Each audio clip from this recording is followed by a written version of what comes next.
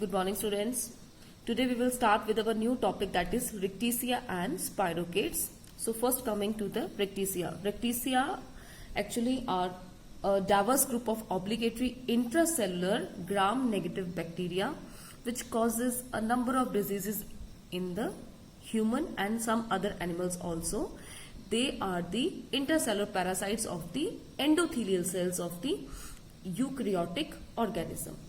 Now, first of all, talking about Rickettsia prowazekii, because this is in our syllabi, so we will discuss this in detail. Rickettsia prowazekii discovery. If we talk about discovery, it was discovered by Henrique da Rocha Lima. He was a Brazilian scientist and was working with his colleague Stanislas von Prowazek. Both of the two people got infected with typhus during their work, but his friend, that is Stanislas von Prowazek, he died. They were working in a prison hospital in Germany. So to honor his friend, he gave this infectious bacteria name as the Rickettsia prowazekii. Now it is called as epidemic typhus, or it causes typhus fever or the louse-borne fever. These are the different names which are now given to the disease which is caused by the Rickettsia prowazekii, or the sylvatic typhus, or the jail fever, or the European typhus. Murine typhus we also called it, or many other names are given.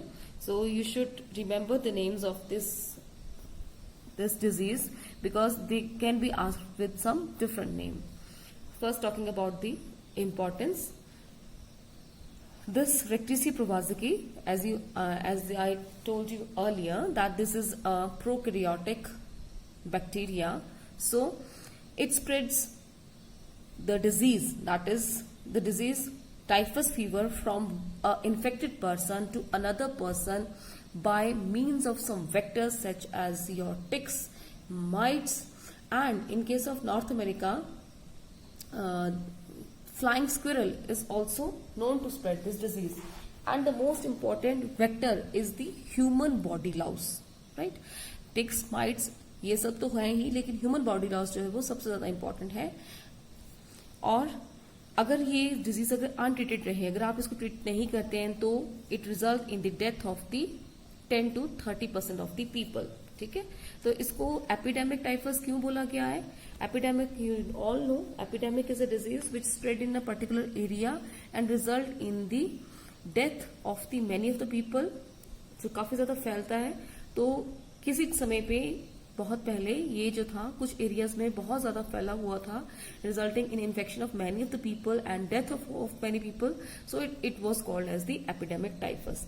Now अगर हम आज की बात करते हैं, तो आज की डेट में इतना ज्यादा एपिडेमिक टाइफस जो है वो हमें देखने को नहीं मिलता है. उन्हीं कंट्रीज में देखने को मिलेगा जहां पे पुअर हाइजीनिक कंडीशन है, पुअर सैनिटेशन कंडीशंस हैं, वहां पर ही ये जो आपको देखने को मिलेगा. ठीक है, और अगर आप ऐसे एरियाज में विजिट करते हैं और तो भी आपको ये डिजीज जो है वो हो सकता है.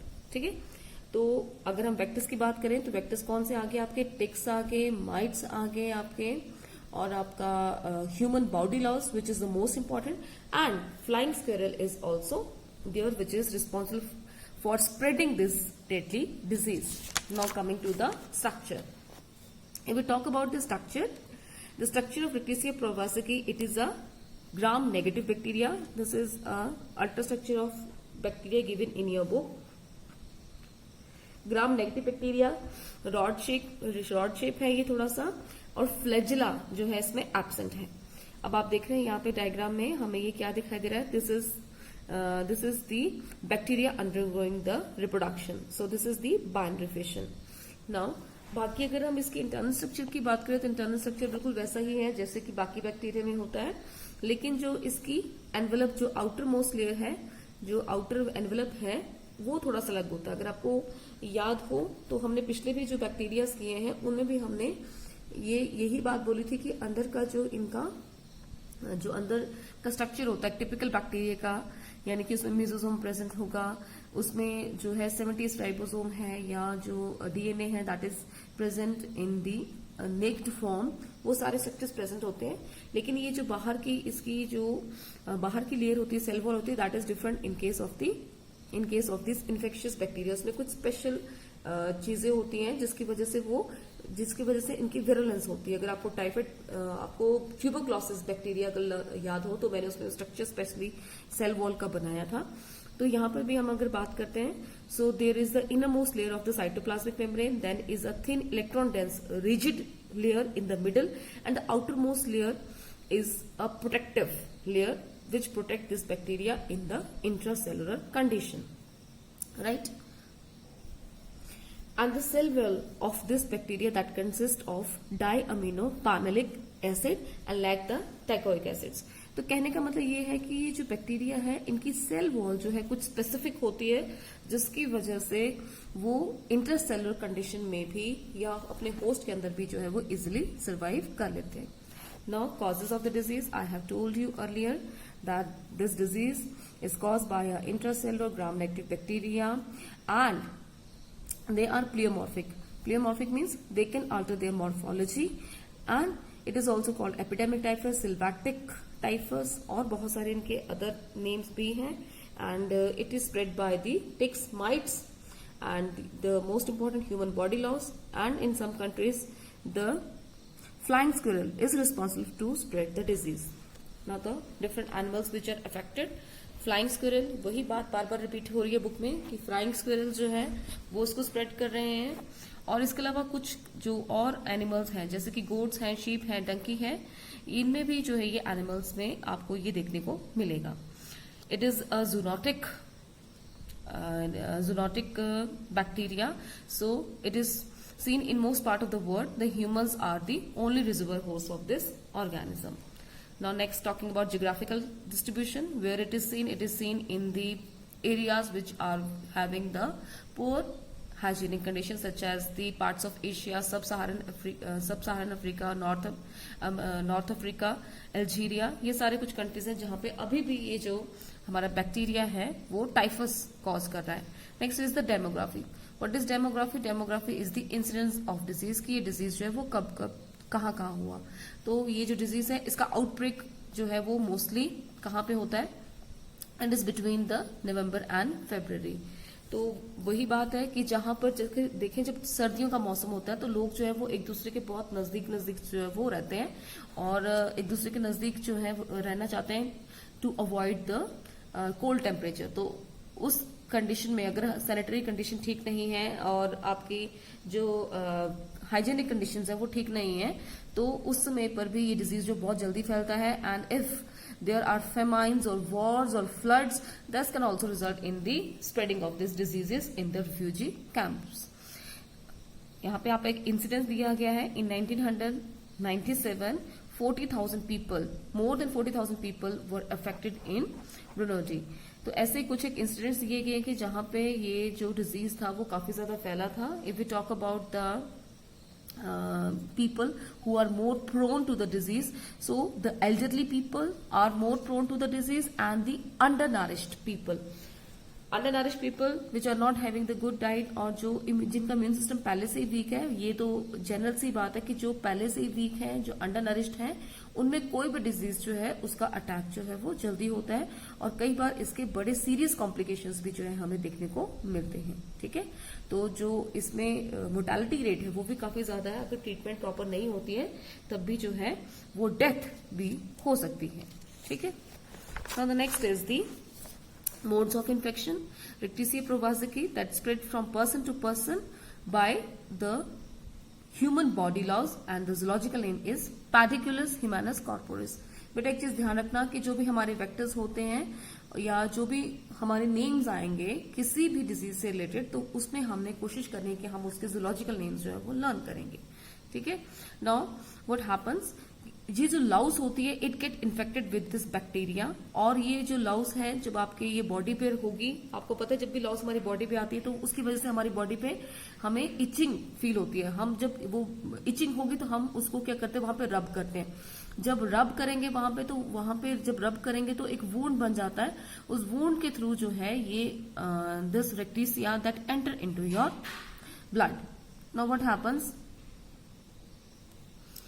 सो it enter into your blood, नहीं सीधे डायरेक्टली ब्लड में नहीं जाएगी, स्किन के में जाएगी आपकी। The skin of the mucus membrane, वहां पर ही एंटर करती है और ये जो है जो लाउस है जिसने आपको इन्फेक्शन किया that dies within 2 weeks, वो प्रीमेच्योरली डाई कर जाएगी, लेकिन उसका जो एक्सक्रीटरी फेकल मटेरियल है उसमें ये बैक्टीरिया जो है वो सर्वाइव करते हैं, ठीक है।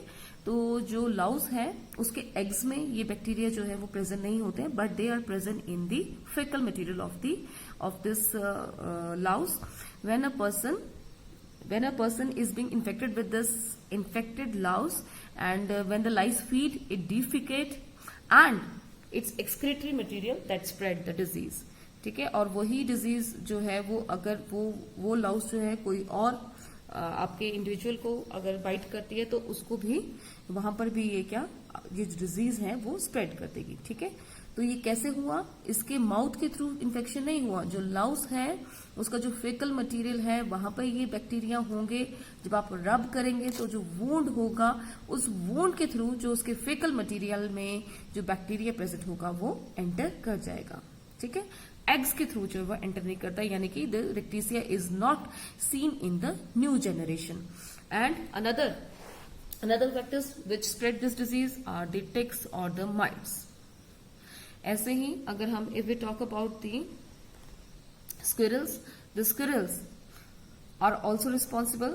The died squirrel louse, जो स्क्विरल लाउस है वहां पर भी इन्फेक्शन जो है वो ये कॉज करते हैं ये वाले ऑर्गेनिजम्स। और ऐसे ही आपका और कुछ एक ऑर्गेनिज्म है which are responsible for spreading of this disease. लेकिन अगर ह्यूमन की बात करें बेटा, तो ह्यूमन में जो इंपॉर्टेंट फैक्टर है वो आपका ह्यूमन बॉडी लाउस की है। अगर ह्यूमन बॉडी लाउस अगर हमारी नहीं होगी तो जिस एरिया में प्रॉपर हाइजीनिक कंडीशंस है वहां पे अगर ह्यूमन बॉडी लाउस नहीं मिलती है तो वहां पे स्प्रेड होने के चांसेस जो है वो ज्यादा है, वहां पे स्प्रेड होने के चांसेस जो है वो नहीं है, ठीक है। तो अगर प्रॉपर हाइजीनिक कंडीशन मेंटेन की जाए, हम if we prevent the spreading of the body loss, then we can prevent this disease. Now talking about the incubation of this disease, the incubation period is 1 to 2 weeks. Next are the clinical signs. Some are the common symptoms which are seen in the person infected with rickettsia. Rashes आ जाएंगे, headache है, chills है, myalgia, then is the malaise. Myalgia क्या होता है? It is the muscle pain and malaise means discomfort. ये थोड़ा सा मैंने लिखा भी है ताकि आप लोगों को ये ध्यान रहे। डिस्कम्फर्ट आपको लगेगा, आपको जिसको बोलते हैं कि आप ठीक फील नहीं करेंगे, ठीक है। रैशेस जो है वो भी डेवलप होते हैं जब कोई चीज आपको बाइट करती है। अगर आपकी स्किन सेंसिटिव है तो इवन आपको मॉस्किटो अगर बाइट करता है, आपकी स्किन सेंसिटिव है, तब भी आपकी बॉडी पे जो है वो रैशेस से डेवलप हो जाते हैं। ऐसे the pink spots are develop first on the axilla, और यहाँ पे बुक में डायग्राम भी दिया हुआ है। This is the diagram given in the models. This is the rickettsia bacteria and these are the diagram showing this rashes present over the chest region. Chest region में भी होंगे, देन ट्रंक पे, आपके एक्सिले में, ये पूरी बॉडी पे जो रैशेस कई बार हमें देखने को मिलते हैं। And this rashes become darker and larger in size progressively, धीरे धीरे ये और बड़े होते जाएंगे, ठीक है। तो डिफरेंट पेशेंट्स में जो है वो डिफरेंट सिम्टम्स जो है हमें देखने को मिलते हैं।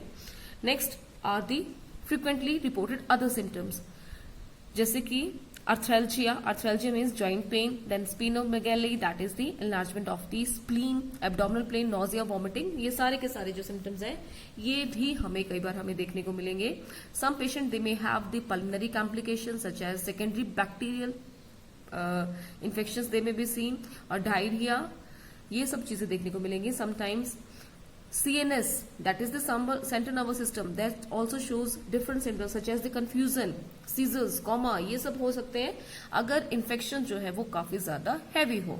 Next are the serious complications, जो बहुत कम लोगों में देखने को मिलेंगे, या उन लोगों में जिनकी जो अनट्रीटेड रहते हैं और बाद में जिनकी डेथ जो है वो हो सकती है। उसमें उनमें जो है रीनल शॉक और द रीनल डिसफंक्शन और द मायोकार्डियस और द मल्टीपल ऑर्गन डिसफंक्शन देखने को मिलेगा। बहुत सारे ऑर्गन्स जो है वो प्रॉपर्ली फंक्शन नहीं करेंगे, तो that is called as the multiple function, the multiple organ dysfunction. ऐसे ही गैंग्रीन जो है, this is the tissue death due to some infection, और बहुत सारे कॉम्प्लिकेशंस जो है वो देखने को मिलेगी, ठीक है ना। तो ये कुछ एक जो सिम्टम्स हैं वो हमें अगर देखने को मिल रहे हैं, वैसे तो हमें यहीं से ही ध्यान रख लेना चाहिए। अगर हमें कॉमन सिम्टम्स भी नजर आने शुरू हो जाए बॉडी के ऊपर, रैशेस जैसे, या हेडेक है, चिल्स है, फीवर्स आ रहे हैं, तो उसी को हमें जो है एकदम से ट्रीटमेंट देनी चाहिए, क्योंकि अगर आपका इम्यून सिस्टम वीक है तो ये डिजीज जो है वो फेटल भी हो सकता है। अच्छा, अब मैंने आपको पहले ही बताया था कि जो टाइफस फीवर है उसके जो फीवर्स हैं वो उस तरह से ही लगते हैं जैसे आपका टाइफाइड का फीवर होता है, तो इसीलिए जो टाइफाइड का नाम है वो टाइफस से आया है, right. Next is the test, how we can diagnose this epidemic typhus. So there are number of tests available for the diagnosis. The most common is the ELISA test, जैसे हमने पहले भी किया है। ELISA टेस्ट क्या होता है? It is the enzyme linked immunosorbent test से, और द डॉट ब्लॉट टेस्ट। इसके अलावा indirect fluorescence antibody, that is IFA test. These both the tests they include the reaction और between the antigen and antibody. Antigen antibody जब reaction होता है तो agglutination होती है, ठीक है। ये डिटेल में हम इम्यूनोलॉजी में करेंगे। तो वो एग्लूटिनेशन रिएक्शन को हम जो डिटेक्ट करते हैं, जिसकी वजह से we can diagnose this disease. Another kinds of diagnosis are the